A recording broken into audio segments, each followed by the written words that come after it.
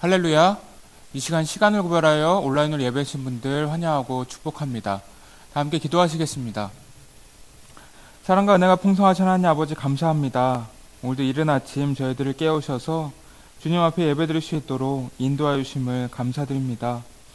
주님, 저희가 드린 예배가 신령과 진정으로 드리는 예배가 되기 원합니다. 저희의 마음이 언제나 주님을 바라보게 하시고 말씀과 기도를 통하여 주님을 처음 만났을 때의 기쁨을 다시 회복할 수 있도록 인도하여 주시옵소서. 이제 말씀을 듣습니다. 말씀을 전하는 자와 말씀을 듣는 모든 성도님들이 함께 은혜 받고 변화되는 귀한 시간이 될 수 있도록 인도하여 주시옵소서. 이 모든 말씀 사랑의 예수님의 이름으로 기도드립니다. 아멘. 오늘 우리에게 주신 하나님의 말씀은 사무엘상 24장 1절에서 7절까지의 말씀입니다. 사울이 블레셋 사람을 쫓다가 돌아오매 어떤 사람이 그에게 말하여 이르되 보소서 다윗이 엔게디 광야에 있더이다 하니 사울이 온 이스라엘에서 택한 사람 3,000명을 거느리고 다윗과 그의 사람들을 찾으러 들염소 바위로 갈새 길가 양의 우리에 이른즉 굴이 있는지라 사울이 뒤를 보러 들어가니라. 다윗과 그의 사람들이 그 굴 깊은 곳에 있더니 다윗의 사람들이 이르되 보소서 여호와께서 당신에게 이르시기를 내가 원수를 내 손에 넘기리니 내 생각에 좋은 대로 그에게 행하라 하시더니 이것이 그날이니이다 하니 다윗이 일어나서 사울의 겉옷자락을 가만히 베니라. 그리한 후에 사울의 옷자락 뱀으로 말미암아 다윗의 마음이 찔려 자기 사람들에게 이르되 내가 손을 들어 여호와의 기름 부음을 받은 내 주를 치는 것은 여호와께서 금하시는 것이니 그는 여호와의 기름 부음을 받은 자가 됨이니라 하고 다윗이 이 말로 자기 사람들을 금하여 사울을 해치지 못하게 하니라. 사울이 일어나 굴에서 나가 자기 길을 가니라. 아멘. 어떤 한 농부가 매우 중요한 결정을 내려야 하는 상황이 찾아왔습니다. 그는 땅을 많이 가진 사람이었는데 그의 땅에 두 개의 큰 사업 제안이 들어왔기 때문이었어요. 하나는 큰 회사로부터 제안받은 이 금전적 보상이 큰 사업이었고 다른 하나는 지역사회와 함께 발전할 수 있는 사업이었는데 금전적인 보상은 적은 사업이었습니다. 농부에게 이 두 사업은 매우 매력적이었어요. 그렇게 농부는 깊은 고민에 빠지게 되었습니다. 농부는 두 가지 사업을 놓고 신중히 생각한 후에 한 가지 결정을 내렸어요. 바로 금전적 보상을 우선시하는 큰 사업을 취하지 않고 이 지역사회와 함께 일하는 작은 사업을 선택하기로 한 것이었습니다. 그는 금전적인 보상이 적더라도 사람들과의 관계와 신뢰를 중시하는 가치가 더 중요하다고 믿었어요. 그렇게 시간이 지나게 됩니다. 그가 선택한 사업이 이 마을 사람들로부터 깊은 존경을 받게 되었고 결국에 그의 농장은 여러 사람의 도움을 주고받으면서 번창하게 되었습니다. 이 금전적으로는 적었지만 그는 사람들과의 신뢰를 바탕으로 결국 더 큰 보상을 얻게 되었고 무엇보다도 이 내적인 만족과 평화를 얻게 되었어요. 이 예화를 보시면 이 선택의 중요성을 보실 수가 있습니다. 우리는 삶 속에서 언제나 이 선택을 합니다. 이 선택이라는 것은 우리가 하고 싶지 않다고 해서 안 할 수가 없는 거예요. 직장도 선택해야 되고 배우자도 선택해야 되고 어느 목표를 향해 나아갈 것이든 우리는 늘 선택의 기로에 서 있습니다. 그런데 우리가 하는 선택이 꼭 최고의 선택이 아닐 때도 많죠. 이 믿는 사람들로서 주님께서 바라시는 올바른 선택을 하기보다 이 최악의 선택을 할 때도 있다는 것입니다. 그렇게 우리는 선택해야 하는 상황이 찾아왔을 때 우리 마음대로 판단하지 말고 주님께서 바라시는 방향이 무엇인지 먼저 생각해 봐야 합니다. 주님께서 바라신 선택을 하게 될 때 우리의 삶은 가장 좋은 방향으로 나아갈 수가 있기 때문이에요. 오늘 24장의 말씀을 보시면 다윗이 좋은 선택을 한 것을 볼 수가 있습니다. 지금 다윗은 엔게디라는 곳에 숨어 있었어요.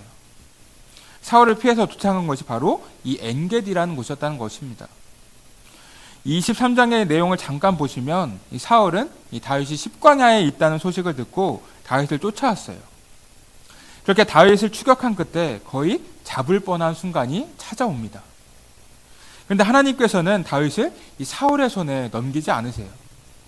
주님께서는 다윗을 보호하시기 위해서 블레셋 군대를 이스라엘로 보내십니다. 즉 전쟁을 일으켰다는 거예요. 이스라엘에 전쟁이 일어나게 되면 백성들을 보호하는 것이 이 왕의 역할 아닙니까? 그래서 사울은 다윗을 쫓는 일을 포기하고 블레셋 군대와 맞서 싸우게 되었습니다. 그렇게 하나님께서 이 다윗의 생명을 보호하셨다는 거예요. 오늘 본문의 내용을 보시게 되면 이 사울이 블레셋과의 전쟁을 마치고 다시 다윗을 쫓으려고 하는 것을 볼 수가 있습니다. 1절입니다.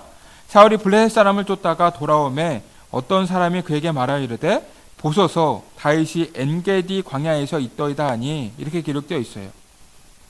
지금 또 다윗이 있는 곳에 대한 소문을 사울이 듣게 되었습니다. 그래서 다윗을 쫓을 준비를 하게 되죠. 그리고 군사들을 모으는데요. 총 3천의 군사를 모았습니다. 이 다윗 주변에 600명 정도의 군사가 있다는 것을 알았기 때문에 이 사울은 그 5배인 3,000명이면 다윗을 충분히 잡을 수 있다고 생각했던 거예요. 그만큼 사울이 다윗을 제거하기 위해서 준비를 많이 했다는 것을 볼 수가 있습니다. 그런데 이렇게 준비를 한다고 하더라도 하나님의 보호하심을 받는 다윗을 잡을 수가 있겠습니까? 지금 사울은 어둠의 영에 사로잡혀 있었기 때문에 제대로 된 판단을 하지 못하는 상황이었어요. 여러분, 지금 이스라엘은 블레셋과의 전투가 끝난 지 얼마 되지 않았습니다.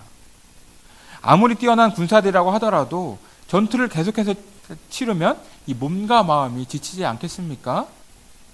더군다나 거인과 같은 블레셋 사람들과 치열하게 싸웠어요.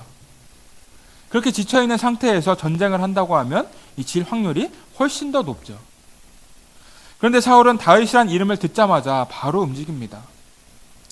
이것을 영적으로 생각해 본다면 이 사탄에게 지배를 받을 때 우리는 올바른 판단을 내릴 수가 없는 상태가 된다는 것입니다. 그저 자신의 목적을 이루기 위해 무리해서 모든 수단과 방법을 동원한다는 말이에요. 그렇게 사울은 다윗이 있다는 소식을 듣고 이 엔게디로 향하게 되었습니다. 그곳에서 이 굴을 발견하게 되죠. 여러분, 여기서 굴은 이 자연스럽게 생겨난 굴이 있고 사람이 인공적으로 만든 굴이 있어요. 이스라엘은 목축업을 하지 않았습니까? 이 목축업을 하게 되면 갑자기 비가 오는 상황이 발생하기도 하잖아요. 그래서 그러한 비바람을 피하기 위해 사람들이 인공굴을 만들었다는 것입니다. 이 양의 우리가 있다는 것은 이 목동들이 만들었다는 것을 말해주는 거예요. 그래서 사울이 볼일을 보러 그 굴로 들어가게 되었습니다. 이 대변을 보러 갔다는 것입니다. 그런데 그곳은 이 다윗과 다윗의 군사들이 있던 곳이었어요.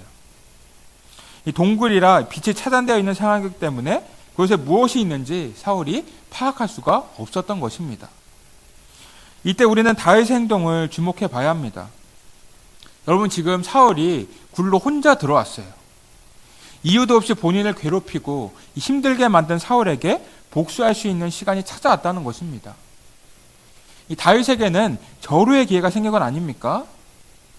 이 다윗의 군사들도 그것을 절호의 기회라고 생각했어요. 4절 보시면 이렇게 기록되어 있습니다. 다윗의 사람들이 이르되 보소서 여호와께서 당신에게 이르시기를 내가 원수를 내 손에 넘기리니 내 생각에 좋은 대로 그에게 행하라 하시더니 이것이 그날이니이다. 다윗의 군사들은 지금 사울을 죽이는 것이 하나님의 뜻이라고 이 사울을 죽이라고 말하고 있습니다. 지금 이 기회를 하나님께서 주셨다는 거예요. 그러나 다윗은 어떻게 행동합니까? 사울의 겉옷자락을 가만히 뱉다고 기록되어 있어요. 그냥 옷자락만 자른 거예요. 다윗이 이렇게 한 이유는 하나님께서 기름 부으신 왕을 자신의 손으로 죽일 수 없다고 생각한 것입니다. 여러분, 보통의 사람들은 다윗의 군사들처럼 생각할 거예요.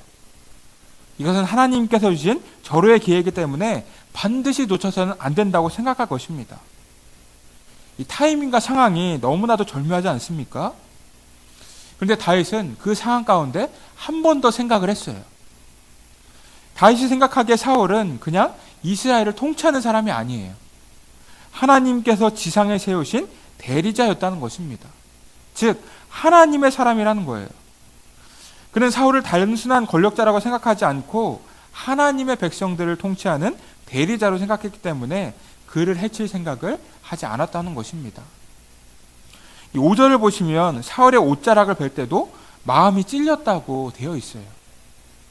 자신이 사울의 옷자락을 살짝 뵌 것만으로도 그 일 자체가 하나님께서 선택하신 사람의 인격을 떨어뜨리진 않았는지 괴로워했다는 것입니다. 즉 다윗의 마음에는 하나님에 대한 생각으로만 가득 차 있었다는 거예요. 하나님께서 어떻게 해야 한다고 말씀하지 않는 상황에서 자신이 마음대로 판단하려고 하지 않았던 것입니다.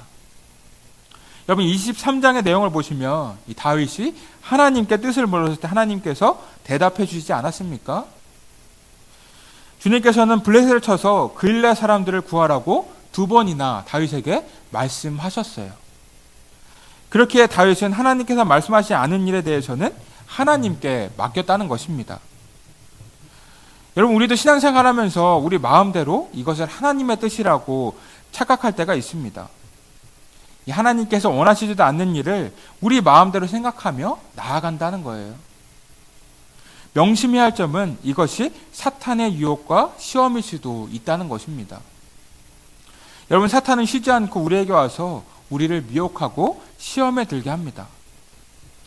우리가 유혹에 넘어가는 이유는 우리의 욕심 때문이에요. 이 다윗의 군사들이 생각하기에 이 사울만 죽이면 이제 숨어 지내지 않고 편하게 살아갈 수 있는 것 아닙니까? 이제 고난의 시간이 끝나는 거예요. 그 기회가 바로 앞에 왔으니 흔들릴 수밖에 없었다는 것입니다. 우리도 아마 마찬가지일 거예요. 하나님께서 말씀하시지 않는 일에 대하여 우리 스스로가 그것을 기회라고 착각하며 흔들릴 수도 있다는 것입니다. 그러한 때 가장 중요한 것은 주님께서 원하시는 선택이 무엇인지 생각해 봐야 한다는 거예요. 지금까지 다윗의 삶을 보면 그가 하나님께서 원하시는 선택을 했을 때 그 길을 주님께서는 인도하셨습니다. 반면에 주님께서 원하시지 않는 선택을 했을 때는 고통과 괴로움에 시달리게 되었어요. 즉 우리가 주님께서 원하시는 뜻을 선택하는 것이 우리에게 있어서 가장 행복하고 평안한 길이라는 것입니다. 우리가 위기에 처해 있는 상황이라고 하더라도 주님께 뜻을 물으며 주님께서 뜻하신 바를 이루어 나가야 한다는 거예요. 우리가 잘 알고 있는 에스더도 주님께서 원하시는 선택을 한 사람 아닙니까? 이 하만의 계략으로 이스라엘 백성들이 몰살을 당할 위기에 처하게 되었을 때 모르드게는 에스더에게 이 왕에게 나아가서 말 좀 해달라고 합니다. 이 부탁은 에스더에게 있어서 굉장히 부담스러운 부탁이었어요. 이 신하가 왕이 부르지도 않았는데 왕께 나아가면 이 죽이는 법이 그 나라에 있었습니다. 그것이 왕비라고 해도 마찬가지예요. 왕의 명령이 없이 본인의 마음대로 왕에게 나아갈 수는 없었다는 것입니다. 이전에 왕비였던 와스디도 이 왕명을 거부했기 때문에 폐위가 되었어요. 그렇게 에스더 또한 두려운 마음이 있었을 것입니다. 그러나 그녀는 어떠한 선택을 합니까? 이 왕에게 나아가는 선택을 합니다. 에스더의 유명한 고백이 있죠. 에스더 4장 16절입니다. 당신은 가서 수산에 있는 유다인을 다 모으고 나를 위하여 금식하되 밤낮 3일을 먹지도 말고 마시지도 마소서. 나도 나의 시녀와 더불어 이렇게 금식한 후에 규례를 어기고 왕에게 나아가리니 죽으면 죽으리로다. 이렇게 에스더는 3일을 금식한 후에 죽음을 각오하고 아하수에로 왕에게 나아가는 선택을 하십니다. 그런데 왕은 에스더를 보고 벌을 내리지 않고 오히려 사랑스럽게 여겼어요. 그래서 그녀에게 원하는 것이 있다면 나라의 절반이라도 준다고 말합니다. 이 일을 계기로 하만의 음모가 드러나게 되었고 이스라엘은 하나님의 구원을 받게 되었어요. 에스더는 하나님의 뜻하신 대로 나아가게 되었어요. 이 본래라면 이 가만히 있는 게 본인의 생명과 이 왕으로서의 권위를 지킬 수 있는 이로운 선택 아닙니까? 그러나 그녀는 자신을 향한 주님의 뜻이 무엇인지 먼저 생각하며 나아갔어요. 그렇게 나아갔을 때 주님께서는 모든 문제를 완전히 해결해 주셨습니다. 에스더가 목숨을 건졌어도 왕이 자신의 부탁을 들어주지 말지는 모르는 일 아닙니까? 그렇기 때문에 하나님께 모든 결과를 맡길 수밖에 없었을 거예요. 그리고 그 선택이 옳았음을 알 수가 있습니다. 이처럼 다윗도 하나님을 경험하고 영적인 침체에서 벗어난 사람입니다. 하나님께서 자신을 보호하셨기 때문에 지금까지 자신의 생명이 안전할 수 있었다고 생각했을 거예요. 만약 하나님께서 함께하지 않으셨다고 한다면 다윗은 죽음을 피하기 어려웠을 것입니다. 이스라엘 전역에 있는 사람들이 다 사울의 백성들이잖아요. 절대로 피할 수가 없었던 거예요. 그렇게 그는 하나님께 맡기는 것을 선택하고자 했다는 것입니다. 그 후에 어떻게 되었습니까? 자신의 목숨을 거둘 수 있었음에도 자신을 살려준 다윗을 보고 사울은 감동을 받게 되었어요. 이 사울의 마음은 매번 변하긴 하지만 그 순간만큼은 다윗의 충성심을 확인하고 이 마음을 돌이켰다는 것입니다. 그리고 군사들과 함께 다시 돌아가게 되죠. 이 다윗은 목숨을 건진 것뿐만 아니라 이스라엘 군대끼리의 충돌까지도 막은 거예요.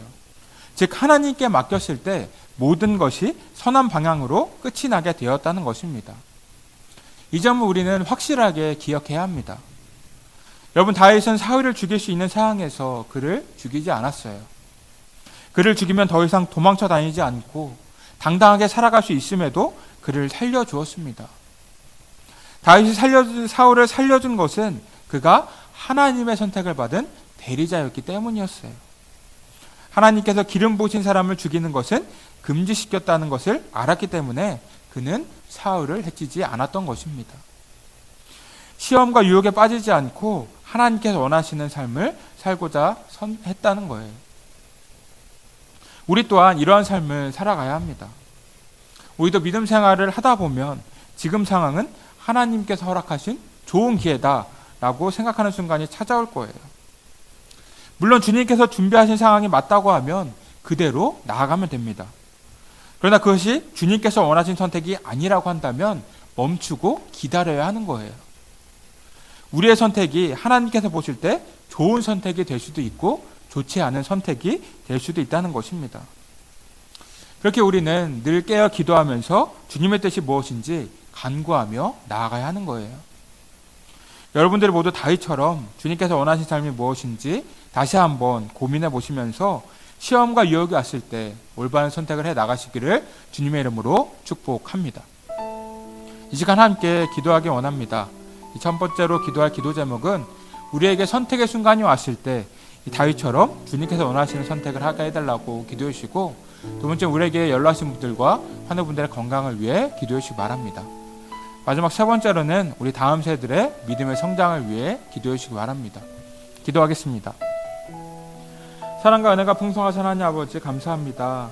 오늘도 귀한 날 허락하여 주셔서 주님의 말씀을 함께 나누고 기도하게 하심을 감사드립니다. 주님, 저희가 오늘 다윗의 선택에 대하여 말씀을 나누었습니다.